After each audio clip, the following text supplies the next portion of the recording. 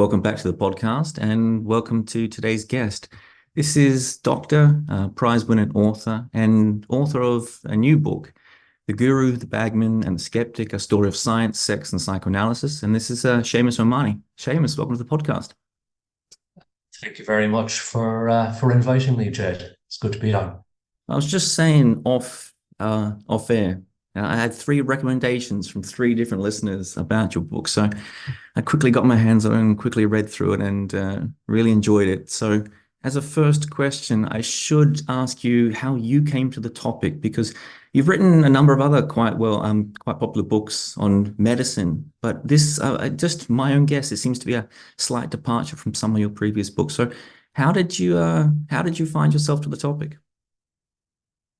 It came about lightly accidentally in that I stumbled across the name of Wilfred Trotter while working on one of my previous books. And whilst Trotter was very famous during his lifetime and during his professional glory years, which would have been the years between the wars in England, nobody now has, heard of him really. But I stumbled across him and I thought, oh, this is an interesting figure. I was looking for something else in a very old edition, I think, of either the British Medical Journal or the Lancet, and came across his name. And the more I read about him, the more intrigued I became.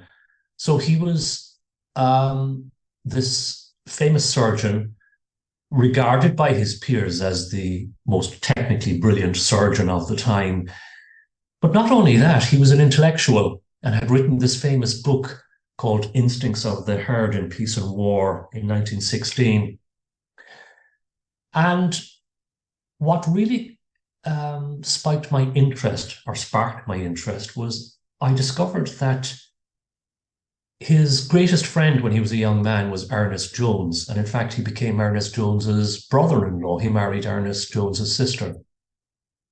And Ernest Jones, as you may or may not know, was a Welsh psychoanalyst who became Freud's first major biographer and was Freud's most loyal and fervent disciple. It was Ernest Jones who almost single-handedly extracted Freud out of Vienna after the Nazi Anschluss in 1938. And I had been interested on and off in psychoanalysis for a long time, dating back to my medical school years. I had read quite a bit about psychoanalysis when I studied psychiatry. And I had always been interested in psychoanalysis, not from a medical point of view or from a psychiatric point of view, but as a social and cultural phenomenon. So it had been in the back of my mind for a long time, and I had written a fairly long essay about 10 years ago on Freud for the Dublin Review of Books, which is an online literary magazine in Ireland, which I've contributed to fairly regularly for a long time. So when these 3 men coalesced in my mind, I thought their intersecting lives would be the ideal structure or scaffolding for me to write about psychoanalysis. So that was the genesis of the book. And I had been wanting to write something about psychoanalysis for several years because I was fascinated by the success of it as an idea for many decades in the mid-20th century. So that's the background to the book.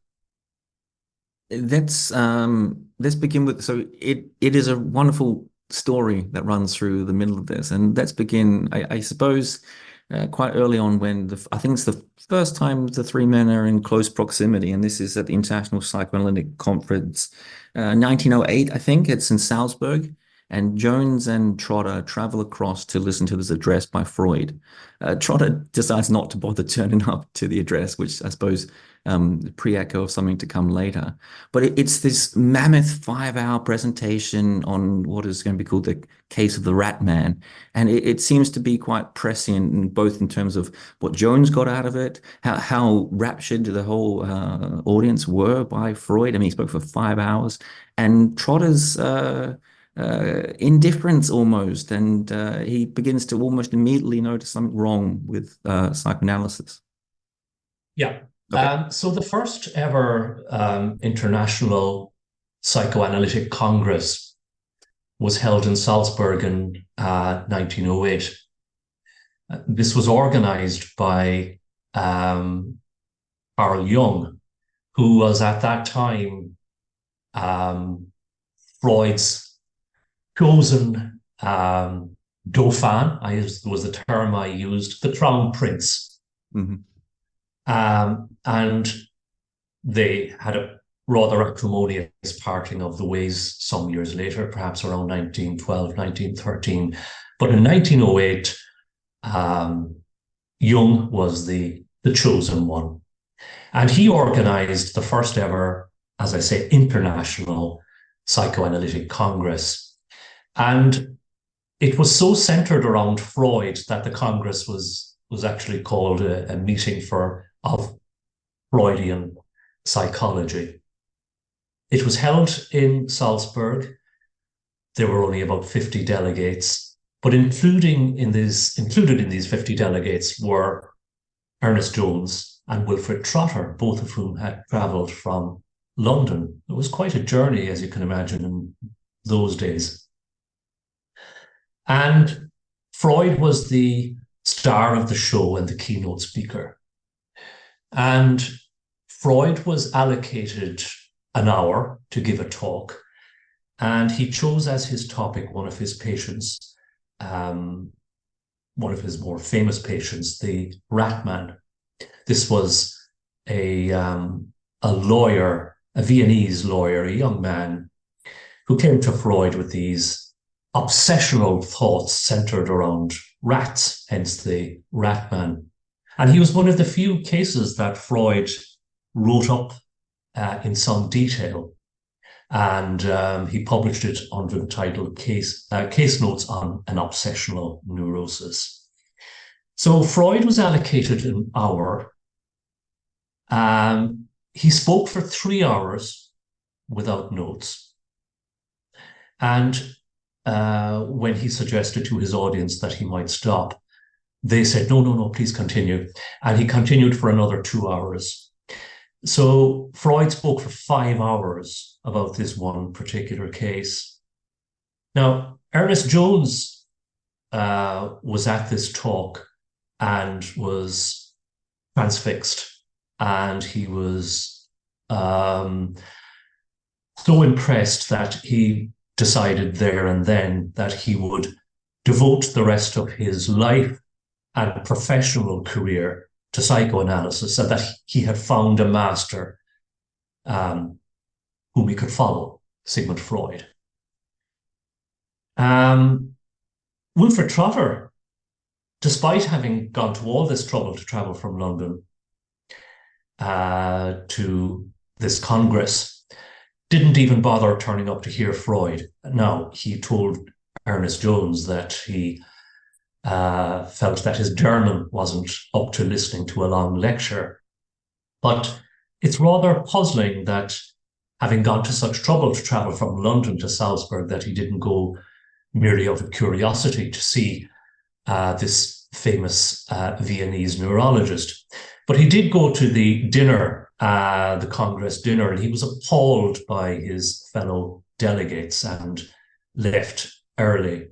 And this was the beginning of the end of this very close and intimate relationship that Trotter and Jones enjoyed.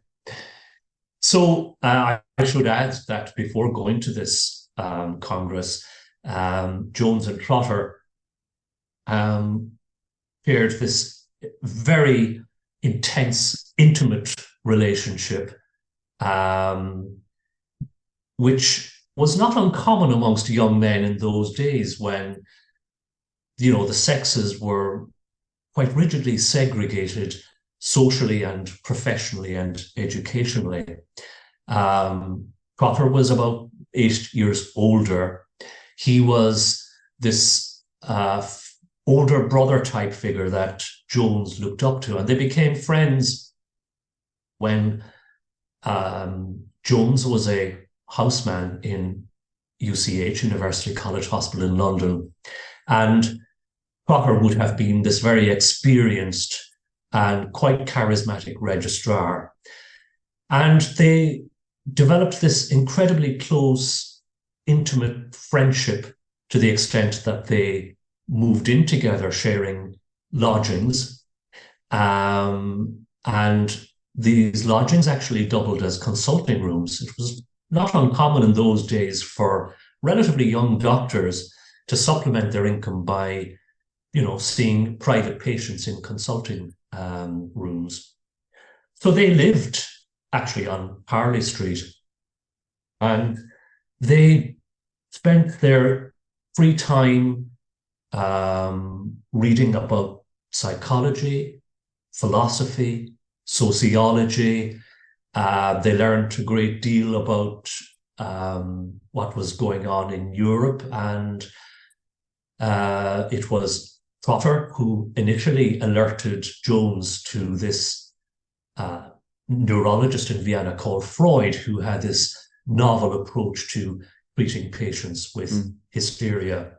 So that was the background to their initial friendship. It was both personal and intellectual. It was not a sexual relationship, but a very intense friendship. And the beginning of the end of that friendship really was this Congress in Salzburg. Trotter decided, having socialized amongst these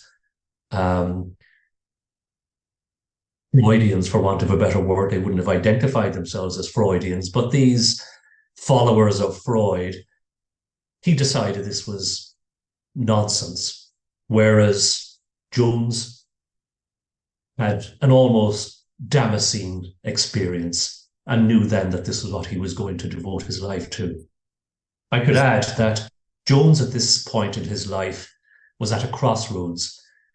2 years before that, he had narrowly avoided imprisonment when he was accused of sexually assaulting intellectually disabled girls when he worked as a school's medical officer.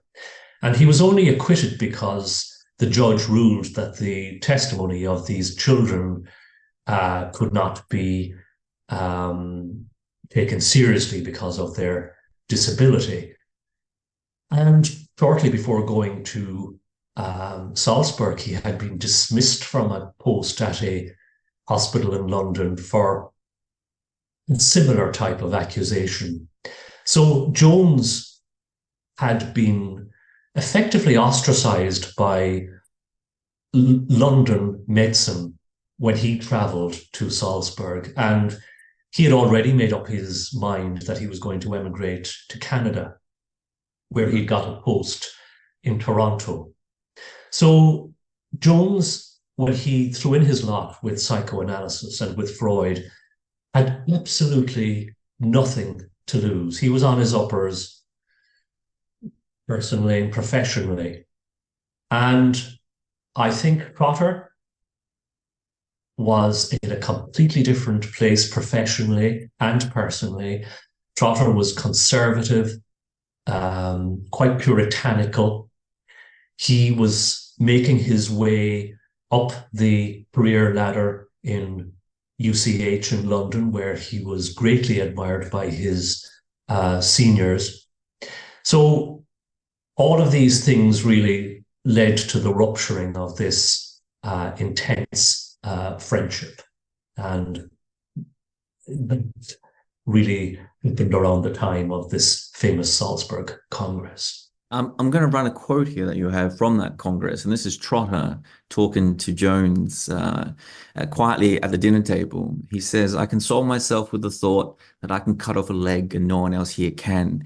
And of course, Jones was not receptive at this time, but there's a couple of moments that run through this that I think are quite significant because they pop up later on. One, as you mentioned, for me, was a big eye opener. Is all the sexual misconduct that followed Jones, and as you said, he's about to go to Canada, and it follows him to Canada too. And he spends a lot of time talking about the frigidity of his partner and the prudishness of society around him when he is engaged in some cases, quite obvious sexual misconduct. But Mm. psychoanalysis seems to be like presented as a saving grace, for example, an answer to all of his problems, and this one cure which will make everything he's done in the past actually not abhorrent and Yeah. quite and quite normal. Yeah. Psychoanalysis was the saving of Jones. I mean, if Jones did the things today that he did back then, and he was alive now and Mm. working as a doctor, he would both be struck off by the General Medical Council, the regulatory body, and possibly be in jail. No, probably be in jail. So Jones, just to go into his background a little bit, Jones was from a sort of lower middle class background in Wales. He was incredibly bright. He was a scholarship boy all the way along. He won prizes, he won gold medals. And he had envisaged for himself this fabulous future in one of the London teaching hospitals where he might be a great and famous neurologist. And of course, Green was completely over by the time he went to Salzburg in 1908. So he had absolutely nothing to lose. And so psychoanalysis was for him his salvation. And he recognized that. And he looked up to Freud more than a master. He was guru, he was a savior, he was this transcendental sort of figure for him. And Jones had a very, his nature was very prone to hero worship. The first object of this worship really was Trotter. And he transferred that hero worship from Trotter to Freud. Now, Jones wasn't the only one saved by psychoanalysis. So I've written also about, some of the Bloomsbury group who became analysts, particularly James Strachey and Adrian Stephen. And before they threw in their lot with psychoanalysis, they were rudderless, aimless, non-achievers, forever in the shadow of brilliant, famous siblings. And they were saved by it. It gave them a purpose and it gave them respect within their own narrow upper middle class intellectual community. And it applied also to people like Princess Marie Bonaparte, who was, this immensely wealthy aristocrat who didn't know what to do with herself or her life. And she too found a purpose and a meaning in psychoanalysis. So perhaps some of the success of psychoanalysis could be ascribed to this phenomenon that it gave a life, it gave a purpose, it gave a mission to these people who came from a very small but very influential, rich intellectual class. One of the things that struck me in this was, and I'm going to enter the figures of Anna Freud here, and Melanie Klein, I think was her name.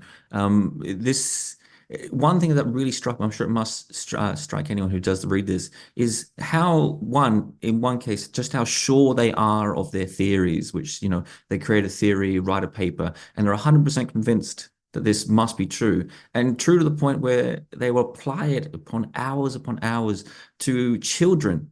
And Yes. it seems, I'm not sure how it felt to you writing the book, but the incredible amount of damage that was done to a generation of children by psychoanalysis at this time was extraordinary.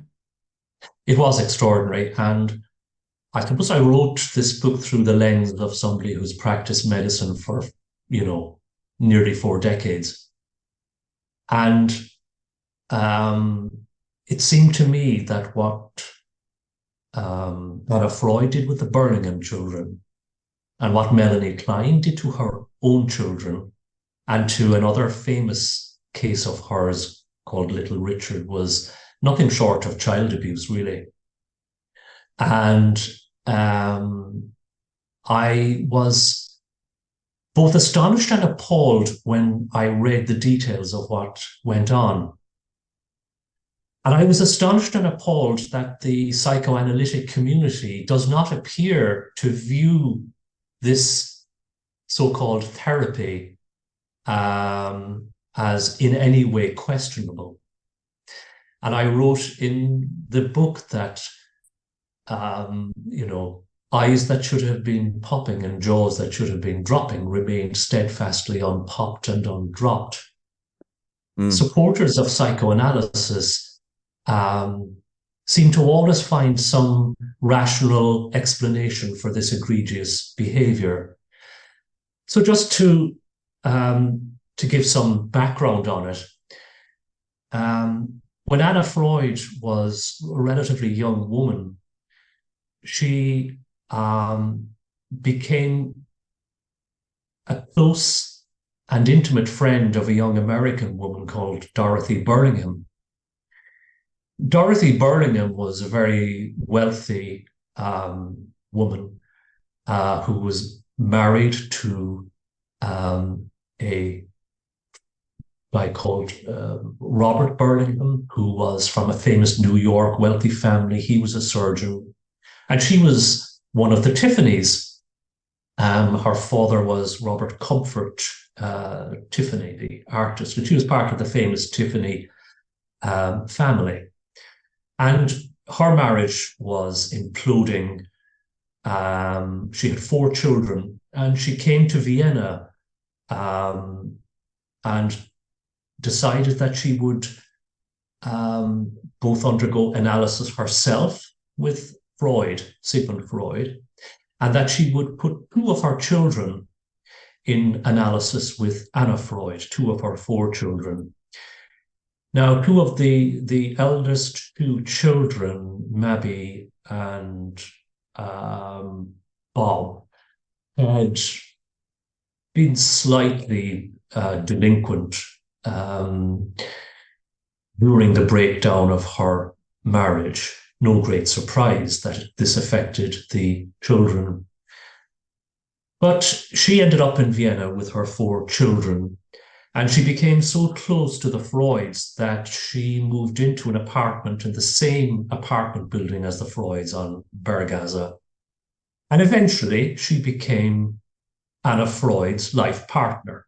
Now, they refused steadfastly to their dying day to identify as gay or lesbian, but they were life partners. Now, Anna Freud subjected the eldest 2 Burlingham children, Bob and Mabby, to years of analysis. And this, rather than helping these children, made them pathetically dependent on her as a sort of surrogate parent figure, as well as their analyst, and did not help their neuroses in any great way. Encouraged by Sigmund Freud, Anna essentially encouraged these children to become distant from their own father. They both ended up as adults with ongoing problems. They remained in analysis on and off as adults with Anna. Bob became an alcoholic, died in his early 50s. Mabby, as a middle-aged woman, flew from America to visit Anna and Dorothy, who were then based in London, and took an overdose in their house in Hampstead. And this would have been in the 70s, early 70s, and died a few days later in hospital. I only came across all of this really in a book written by Bob's son, Michael Burlingham, who published a biography of his grandmother, Dorothy, in the early 90s. And you'll find very little about the clinical outcome of child analysis in of these kids in the psychoanalytic literature. I had to go to this rather obscure biography to find out what had actually happened. So they were effectively ruined. Their lives were ruined by analysis. And then we had the case of Melanie Klein, who subjected two, if not three of her own children to psychoanalysis. One of the children wrote later as a grown man what an awful experience it had been. And another son, died in an accident, and there was some suspicion that this might have been suicide. He died on in a walking holiday in the Tatra Mountains, and apparently fell from a steep path. Another sibling, another child of Melanie Klein's, Melita, became an analyst herself. This was quite common in psychoanalytic circles. Melita, however, having been analyzed by her mother, developed this intense hatred of her mother. So much so that when Melanie Klein moved to London in the late 1920s, Melita followed her in the 1930s because of the rise of the Nazis. Many, if not most, of the European analysts were Jewish. But Melita arrived in London and joined the British Psychoanalytical Society. And there was this incredibly bitter war during the 1940s in this society between the followers of Melanie Klein and the followers of Anna Freud. And Melita Klein, who was by then married to a chap called Schmidberg, she was Melita Schmidberg, used to famously berate her own mother and her followers during these extraordinary, bitter, so-called scientific meetings of this society. So she blamed her mother for subjecting her to analysis as a child. And Sigmund Freud, of course, analyzed Anna, discussing all manner of sexual thoughts and, obsessions that she had. And I think you could call this, and some have done so, a form of incest. Melanie Klein, similarly, discussed with one of her boys, her sons, his masturbation fantasies. So this was an extraordinary way to treat one's own Yeah. children. And And also, could I just offer a thought there? Just from yeah, your own work here. There's a yeah. case. This is Klein's. She's talking about Eric, and you write here that he suffered from a mild phobia about walking to school because he has been tormented and bullied by the rough kids on the streets. And Mm. instead of just accepting that, that's enough to make a kid a little bit scared walking down those streets, she begins to, and this is her right. She says the tree-lined road represented his desire for coitus with his mother, and all these elaborate theories when there's quite an Mm. obvious reason a child might not want to be walking down those streets. Absolutely. And I think, yeah, absolutely, you hit the nail on the head. So little Eric was bullied. He was subjected to anti-Semitic abuse. He was traumatized by the breakdown of his parents' marriage. He was moved from school to school. It's hardly surprising that the boy might have, developed some problems, which Mm. had nothing whatsoever to do with, Oedipal Yes. desires for his mother. And the same might apply to this famous case that of little Richard.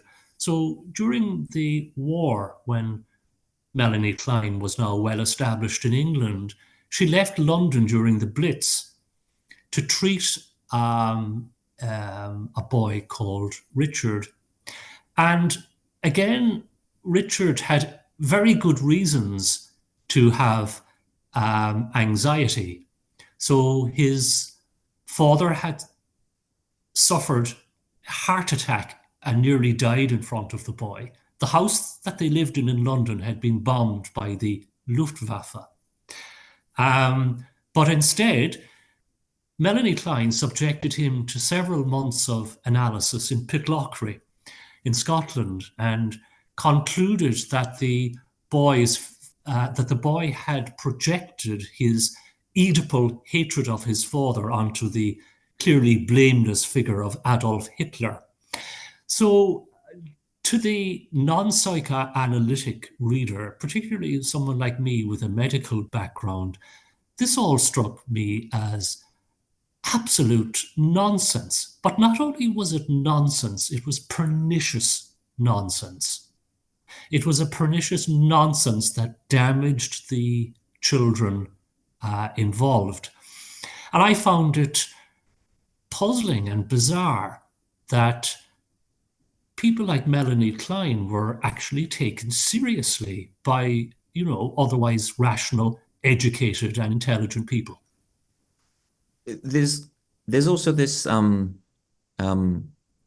distinction of how people get into the field itself, which seems strange to me.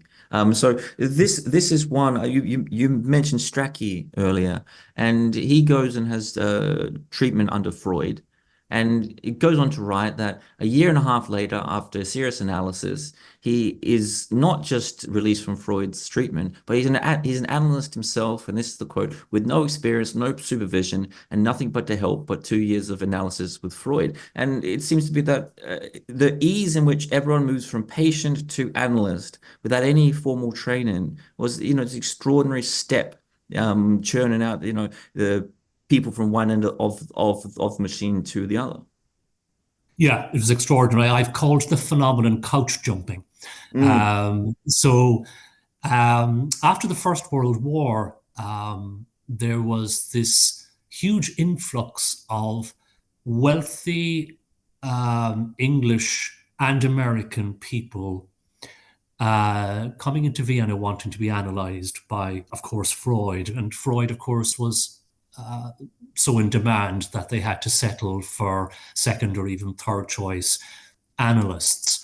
The Austrian economy had collapsed after the war and the Austrian currency was very weak. So all these English intellectuals in particular found that they could live in Vienna very cheaply while they were undergoing this prolonged analysis. So the Bloomsbury intellectuals and young undergraduates from Cambridge in particular formed the majority of the English people coming out to be analysed in the 1920s. So you mentioned James Strachey.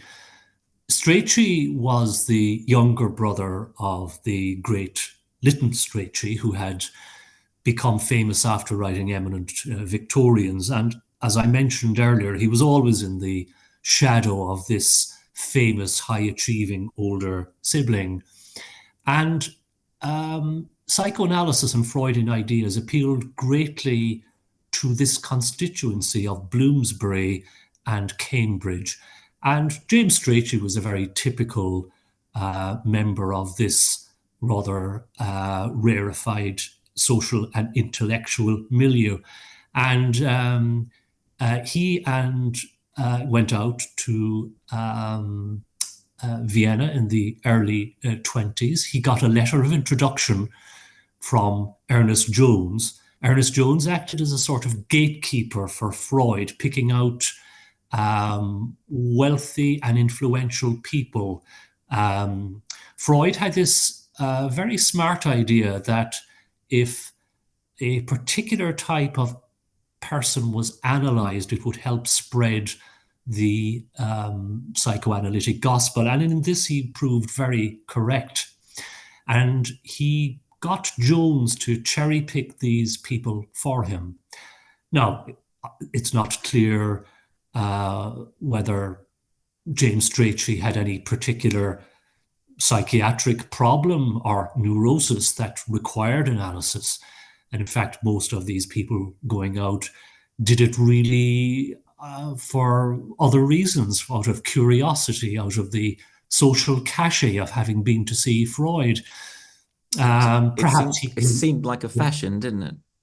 It was a sort of a fashionable thing to do. And in fact, I mentioned there was one instance where I came across this historian who wrote about his mother, who was one of the bright young things of the 1920s.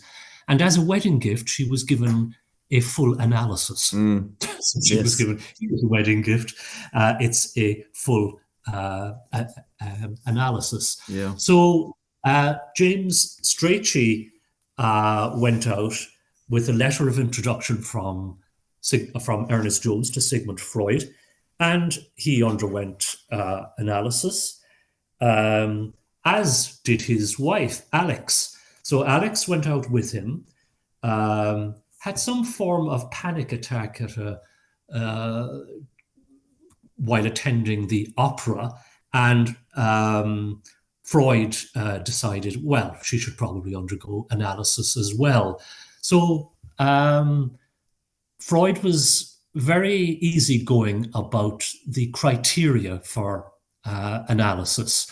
He wasn't particularly bothered what form of psychological problems, if any, these people had. It seemed to he seemed to be more concerned with their social and intellectual status and with their ability to pay. So James Strachey and his wife both entered analysis. James then found himself back in London a couple of years later and set up himself as an analyst. And within a few years, his appointment book was full. Now, I should add that in fairness to him, Ernest Jones always advised people who came to him asking for advice on how to become an analyst. He always advised them to go to medical school and to become a doctor first, which seemed reasonable advice. But Freud seemed to do the opposite, didn't he? Freud did the opposite for the simple reason that he wanted his own daughter, Anna, to become an analyst. And she had no formal education beyond teacher training. And he saw her as the keeper of the flame of psychoanalytic orthodoxy.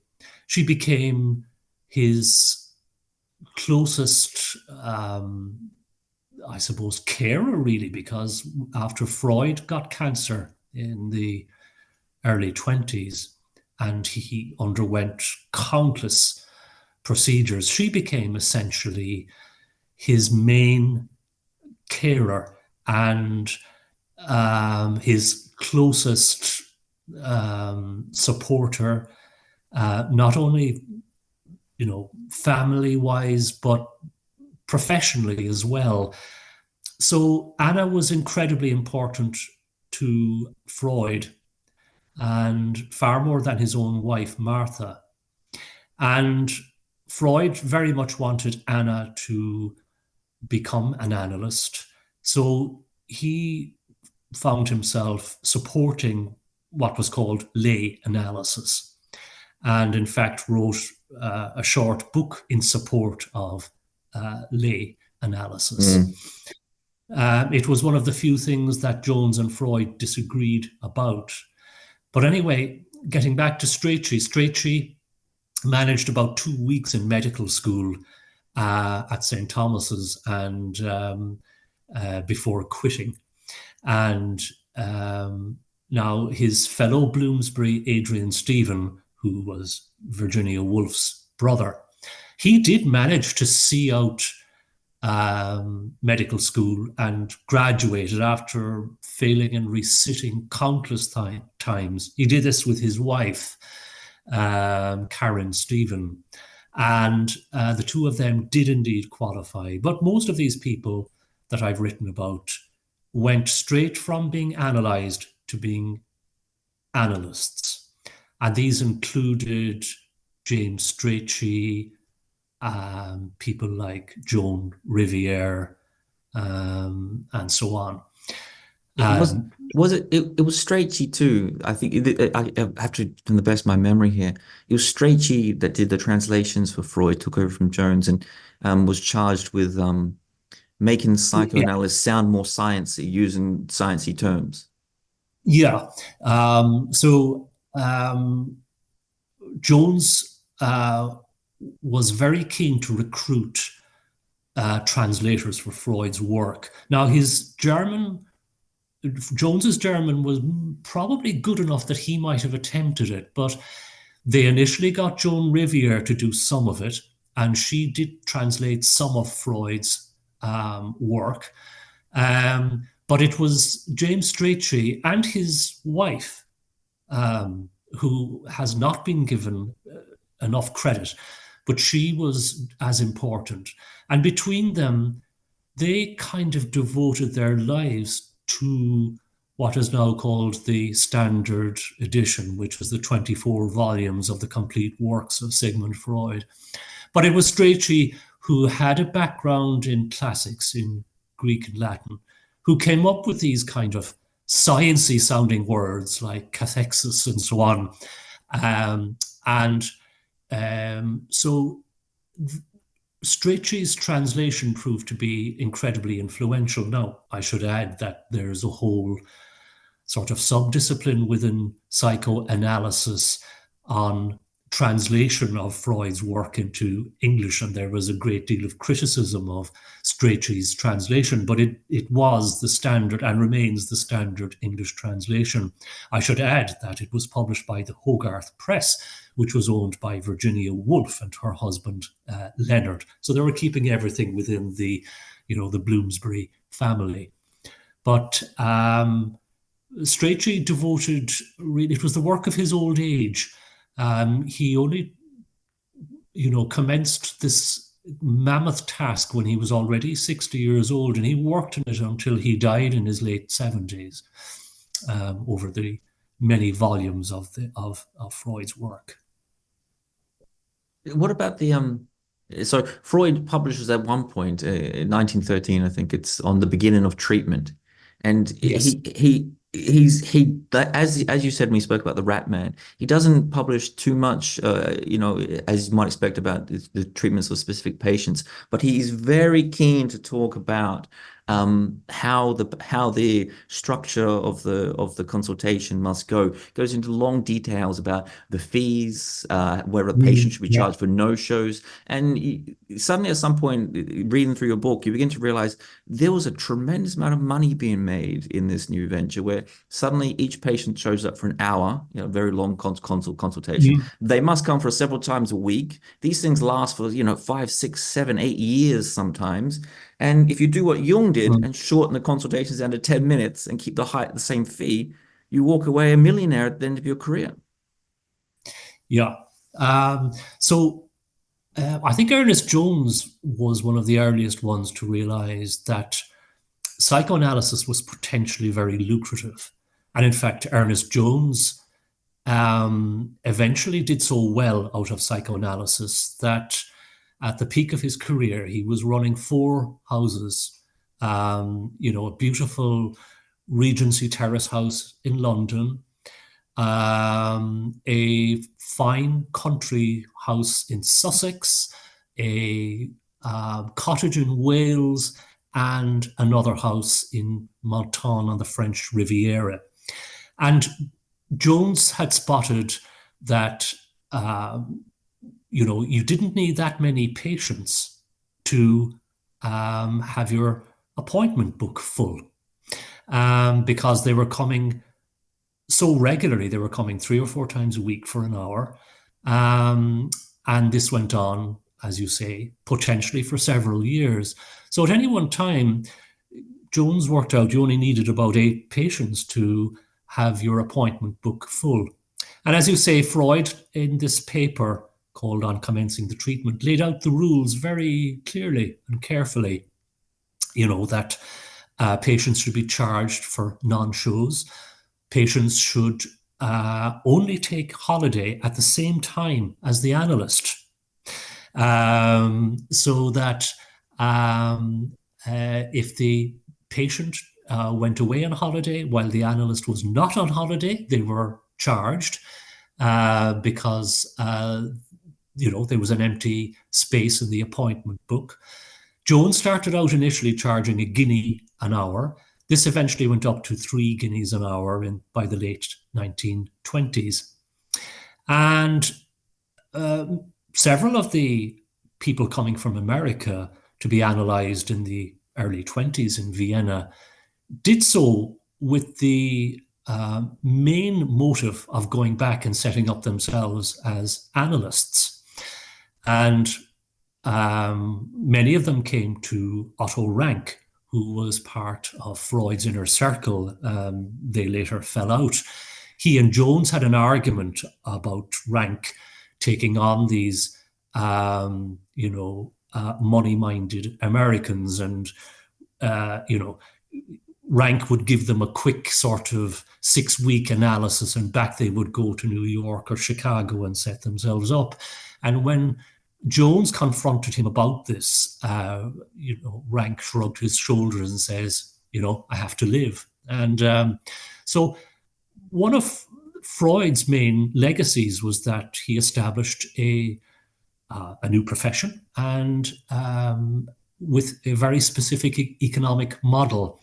And I wrote in the book about one particular patient who is a contemporary, still going, an American writer called Francis Levy, who wrote a long essay in this journal, American Imago, which is a psychoanalytic magazine.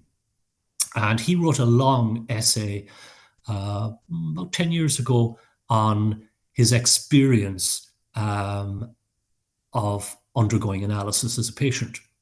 So he came from a very wealthy New York Jewish family. He began analysis in the early 70s, and he worked out that by the time he wrote this article, he had spent more than $1 million on analysis, and wrote about his analyst who lived in this fabulous brownstone house in New York, who stayed in hotels like the Cipriani and the Connaught and so on. And he's not the only one who wrote about this. You know, the famous writer Janet Malcolm, who died not so long ago, wrote two great books about psychoanalysis. But in one of them, she wrote admiringly of these fabulous apartments that these European emigrant analysts lived in New York and Park Avenue and Fifth Avenue and so forth. So there was a golden period, particularly in America in the post-war years, from, the late 40s until the late 60s, where there was this golden era of psychoanalysis where the analysts lived in these fabulous apartments and they made a very good living, where psychoanalysis was the dominant force in American psychiatry in the universities. So it did have, particularly in America, this fabulous success, both as a therapy and as an academic discipline. It never took off in quite the same way in Britain. You mentioned Jung, but cutting down the analytic hour to 10 minutes. That, in fact, was Jacques Lacan, the French psychoanalyst. And Jacques Lacan, who was probably one of the most wicked people who ever became involved in psychoanalysis, far more wicked, I would imagine, than Melanie Klein even. He died a multimillionaire. He cut down the psychoanalytic hour to 10 minutes, but did not reduce the fee. And during these 10 minutes, he would often, while the patient was pouring out their troubles, Lacan would entertain also his barber, his tailor, and various other people would pop in and out.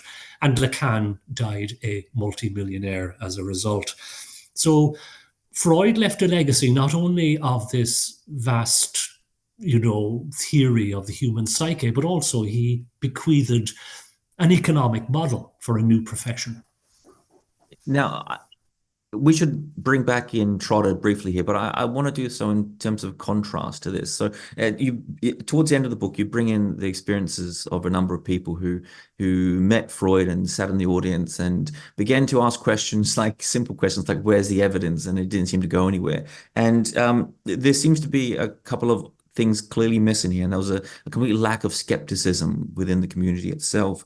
And also, when Freud himself did these things that now, if someone did it today, you'd begin to notice it quite quickly. And these incredibly dogmatic things like refusing to have discussions after his lectures and turning away from questions and things like this. But on the other hand, I want to contrast with that kind of community and that kind of attitude with Trotter.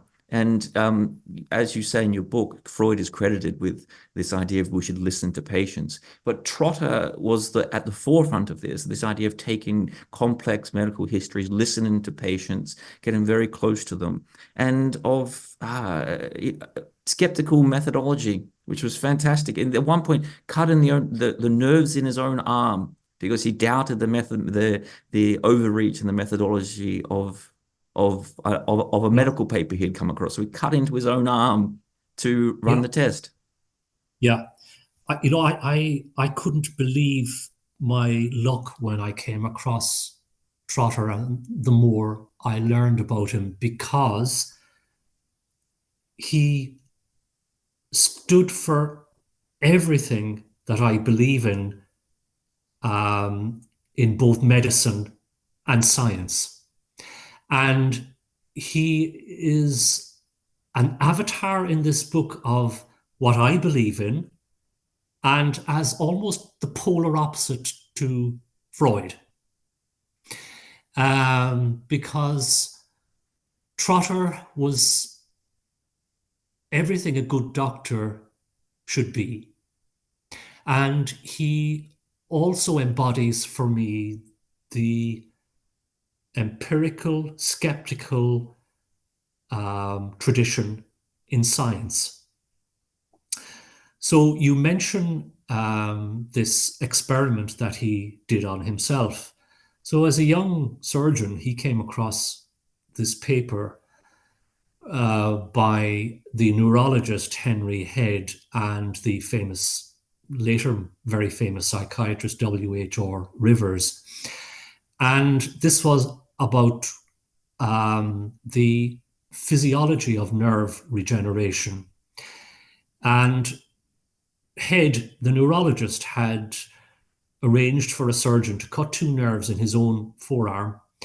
And he went up every weekend over many months to Cambridge. He went up from London, where he was based. And W.H.R. Rivers slowly mapped, by testing the sensation in Head's arm, the process of nerve regeneration after this severing of the nerves. And they wrote a very famous paper, and they came up with these words, epicritic and protopathic, to describe the process of nerve regeneration. I don't want to get too bogged down in the detail because it's quite technical and it's really of interest only to neurophysiologists. But my point is that Trotter read this paper and he thought that their conclusions were too glib and too neat and rather a bit too elegant. And he decided to do a far more detailed experiment to test this hypothesis or these findings. And he recruited another young surgeon called Morriston Davies, and they had multiple nerves cut, not only in their arms, but in their neck and their legs. And they did a far more detailed experiment, which essentially refuted the rather glib and elegant findings of Head and Rivers. And my point is that this was a very early example of a replication study. You may or may not be aware that biomedical science is beset with a sort of crisis of integrity, really, which some have referred to as the replication crisis. And what this means is that the majority of papers published in the medical journals supposedly showing new phenomena, new findings, are rarely repeated or replicated to determine that these so-called findings hold up to repetition or replication. And this was a very early example of this. And Trotter subjected himself to this self-experimentation, which I feel was a very brave and rather dangerous thing to do, cutting nerves in your own arms when, you know, as a surgeon, your hands are your livelihood. But yet he felt so strongly about the paper that he had read by Head and Rivers that it was wrong, and that it was too glib to be true. And he felt so strongly that he carried out this potentially dangerous experiment on himself. It was his only experimental work. Everything else he did was more observational, relating to the outcome of surgical procedures. Now, as you say, not only was he this technically gifted surgeon, but he had this famous ability to talk to patients. No, more not talk to patients, more importantly, to listen to them. And psychoanalysts to this day would say, oh, well, you can disagree with Freud's ideas about the Oedipus complex or the infantile sexuality or the subconscious, but you must grant him this, that Freud was the one really who persuaded doctors that listening was the most important thing that doctors, particularly psychiatrists, could do. But if you read about Trotter, he had this, I can only call it a genius for putting people at their ease and for listening to them intently. And it's not something that you would associate with surgeons who are supposed to be, brusque and unempathetic and rather like, Sir Lancelot Spratt in the Doctor in the House movies. Trotter wasn't like this at all. He was self-effacing. He was humble. He had this genius for listening, for putting people at their ease. And he famously wrote that the most important thing that a doctor brings to the patient is not treatment or technical expertise or scientific knowledge, but their interest. Mm. And that this interest trumps all of these other considerations.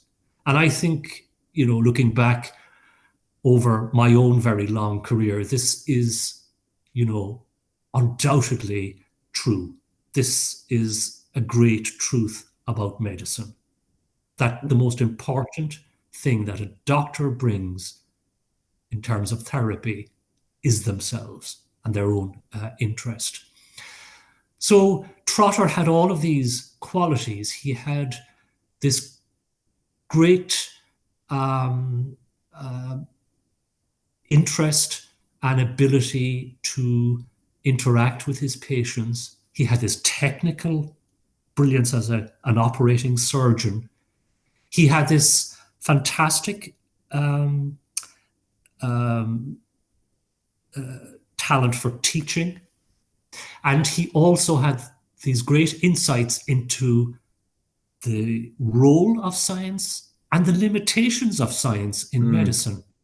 And this was, before evidence-based medicine, long before evidence-based medicine, but it was before figures like Archie Cochrane. It was before figures like Bradford Hill, the people who, Austin Bradford Hill, you may or may not know, was a statistician who designed the first ever randomized controlled trial in medicine, which was published in the late 1940s, which showed that streptomycin was effective against tuberculosis. Trotter was writing about this empirical, scientific skepticism long before these people. And if you read his collected papers, they could be read today as a summary of the role of science in medicine, its limitations in medicine. He viewed medicine as a practical craft, not an applied science. And this is despite the fact that he himself understood and was lauded for his understanding of scientific method and of experimental method. But he maintained that while medicine certainly went to science to answer certain questions, medicine was not an applied science. It was a practical art. It was a craft. And that it was a mistake to tell doctors to think scientifically. Now, as you're talking about the limits of science there, you mentioned Popper towards the end of the piece, and you used his famous criticism of Freud in terms of its irrefutability and making it pseudoscience. But earlier on, there's a quote from Trotter, and this is very pre-Popperian. He says, science's most impressive aspects were its detailed trustworthiness in practice, and second, its provisional quality. And that sounds very Popperian to people listening here. And that provisional quality, I want to contrast that with, and this is you writing towards the end of your book when you sum things up. This is in contrast to Freud's, the place that Freud saw himself and his own expertise, and I'm sure many psychoanalysts did. And you go on to write towards the end, you write of Freud and you say, his model of dreams would be the own dreams he had and things he discovered within those dreams. His idea of the Oedipus complex was his own feelings towards his own parents. And it's such a whimsical application of science, this idea that you have a theory and it seems true, therefore it is true. And it never gets tested out because as at the very start of this, we mentioned that case of the rat man. And Freud presented it as if he was cured. But you write, of course, in the book that the rat man was never cured. And many of these patients, despite, thousands of hours, never improved and were never cured. Yeah. Absolutely. Freud took the circumstances of his own life. So, he told his then best friend, Wilhelm Fleiss, that, well, I was in love with my mother and wanted to kill my father, and I believe this is a universal phenomenon. So he called this the Oedipus complex. And he took very specific things from his own experience and decided that these were universal phenomena, which of course is nonsense. But the tragedy for me of Freud, in a way, is that he was somebody who had undergone a scientific training. He had started out after graduating as a doctor, working as a neuroanatomist and neurophysiologist. So he wasn't like James Strachey or Joan Riviere or these other dilettantes. He actually understood what's the scientific method and the scientific mind was about, the scientific attitude. And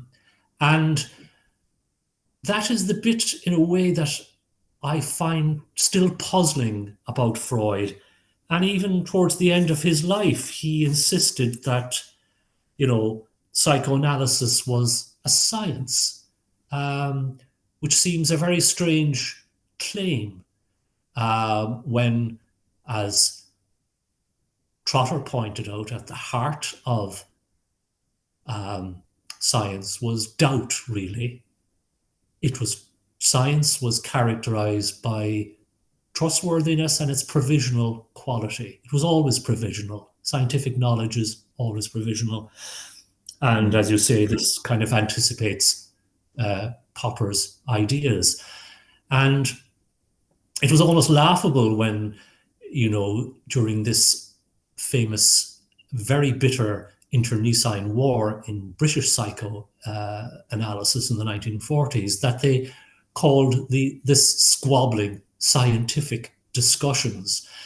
And this squabbling was carried out by people like Melanie Klein, like Anna Freud, like James Strachey, who knew nothing about scientific method, who knew nothing about statistics or experimental design, who did not have the scientific attitude.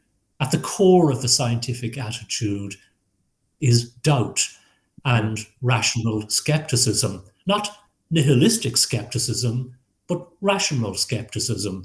I mean, Trotter was very open to new ideas. And in fact, he argued very strongly that new ideas kept science alive, but that if these new ideas failed to be backed up by observation or data, then they should be discarded. We should give them due attention and respect, but if they fail to be backed up, as I say, by measurement and data, then they should be discarded. I suppose Anthony Starr, who was a famous psychiatrist, he summed it up best when he said that if Freud had been content to maintain that psychoanalysis was a hermeneutic system, a historical way of interpreting human behavior in terms of past events and influences, he might have kept the respect of scientists. And I think that's a good point.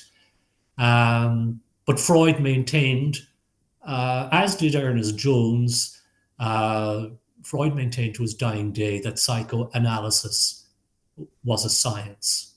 what do you make of on the same line? Just to interrupt, sorry. Just on that topic, he. There's a couple of moments if I'm trying to remember back where, I think it was you were accusing Freud, I think quite correctly here, of limiting the pool of the potential data pool that he would get anyway. So he was in Vienna, he would only take upper class people, so he wouldn't take the poor. And many of these people coming were hysterical women of bourgeois, backgrounds. And he deliberately shied away from the schizophrenics and the people who were locked up. And so he deliberately avoided the hard cases and focused on a very small unrepresentative niche of society and based his analysis of all society upon that.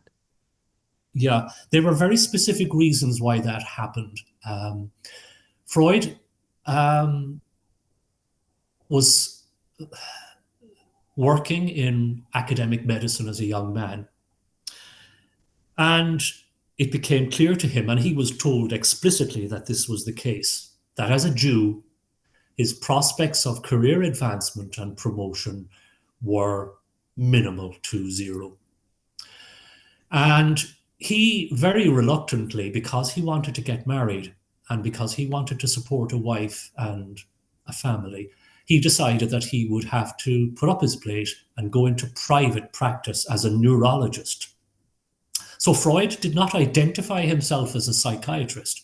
Freud identified himself as a young doctor, newly married, starting out. He identified himself as a neurologist. And a neurologist in private practice in Vienna, in that era, of course, you had to attract fee-paying patients, so that, of course, excluded the poor.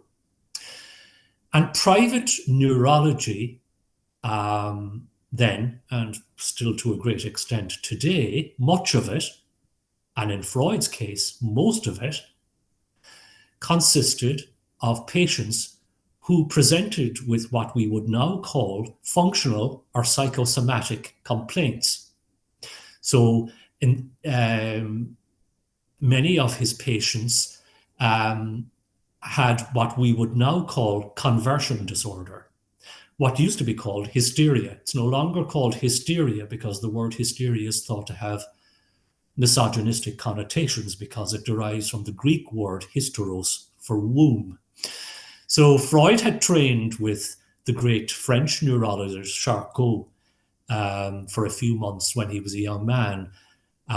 He had gone to be an observer in Charcot's department in Paris when he was a young neurologist. And he was a great admirer of Charcot's, and he specialized to a great extent in treating mainly young women with conversion disorder. By conversion disorder, I mean they presented with neurological symptoms that had no organic or physical basis, such as, seizures, weakness of limbs, blindness, and so on. And this is called conversion disorder, now relatively uncommon. So Freud, by necessity and by anti-Semitism, by economic necessity, by family necessity, and by anti-Semitism, was forced into becoming a private neurologist in a very specific place, in a very specific time. And so his patient population was highly selected, fee-paying, many of them young women. The culture in Vienna at the time was incredibly repressive from a sexual point of view for young women. And so conversion disorder or hysteria was very common amongst the patients who came to see him. So that's how Freud first, began. He was very influenced by an older doctor called Joseph Breuer, and in fact he wrote his first book in collaboration with Joseph Breuer. And then he underwent this kind of prolonged midlife crisis during the 1890s, a sort of prolonged period really of, as I say, we would now call it a midlife crisis, but it was kind of a prolonged, depressive, introspective period when Freud came up with these ideas of the Oedipus complex and the meaning of dreams and the subconscious and so on. And he emerged from this prolonged period then with these ideas. And he managed to attract around him a group of much younger, predominantly Jewish doctors in Vienna. And so this was the background that led to all of these ideas that would eventually be called psychoanalysis. Now, I've kept you much longer than I said it would, so I should ask a last question and to look back on some of this. And, we've gone through a lot of the horrors of psychoanalysis and some of the monsters that it threw up and, and some of the narcissists that it attracted to the cause. But you, at the end, you give it some credit. And as you mentioned just earlier, you said we shouldn't throw out the baby with the bathwater too much here. It did hope for large things. It did hope to do grand things, solve the world's problems. Perhaps it's too grand of a hope. But I'm not sure, looking back now, having studied as you have and having read the book, how we should look back on the psychoanalytic movement. Its heyday has come and gone, but how we should look back on the movement and how we should look back on those three figures involved, of course, in descending levels of fame that they got from Freud down to Jones and to Trotter, and the place in which we would see them and the movement today. Yeah. Well, the final part of my book is, in a way, a meditation on fame and reputation. So I wrote that Freud's ideas may have been discredited, have been discredited, are completely unscientific.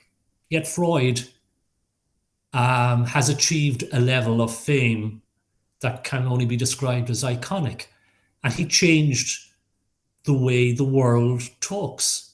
So everybody uses Freudian words now. He changed how the world thinks and how the world talks, even if there is little or no basis for his ideas. And I think this is partly down to the fact that Freud wrote very well. And in fact, had Freud followed, I think, his original inclinations, which would have been to be a historian or an archaeologist or a literary critic or a classicist, then we would probably never have heard of him. Trotter, on the other hand, is everything I admire, both in a scientist and a doctor. And yet, even in the hospital, in University College Hospital, when I wrote to them looking for some information about Trotter, his name was virtually forgotten, even in the hospital where he was once almost a living deity. Jones is known quite well within the community of psychoanalysis, but not so much outside that.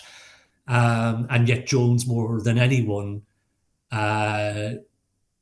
made Freud's ideas palatable to the English-speaking world, particularly by his 3-volume biography, which, by the way, is one of the few books written about Freud which is easily read by the general non-psychoanalytic reader. So you have 3 men with 3 different levels of fame. I know who I admire. It is Trotter, of course. I would still hand out his collected papers had I the opportunity to every graduating medical student and say, read those. It'll tell you pretty much everything you need to know about the profession you're entering. Freud, his star is waning. Psychoanalysis is now only taken seriously by a certain cadre of people within the academy. Psychiatry no longer takes psychoanalysis seriously in any way.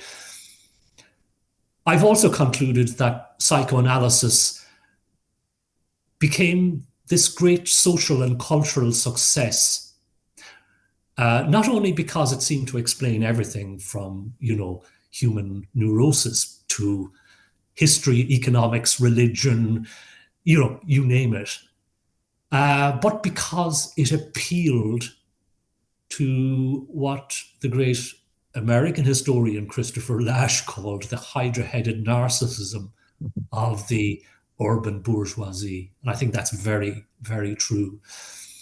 As long as, there is this elite, cosmopolitan, intellectual class in cities like London, New York, and Paris, psychoanalysis will survive.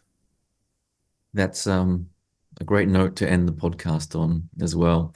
The book is The Guru, the Bagman, and the Skeptic, a story of science, sex, and psychoanalysis. I'm going to link it below the podcast. I read it in 2 or 3 days. I burnt through it. It's such a good read. I really cannot recommend it enough. Seamus O'Mahony, thank you so much for your time. It's been a pleasure. Thanks, Jed. I've enjoyed it. Thank you.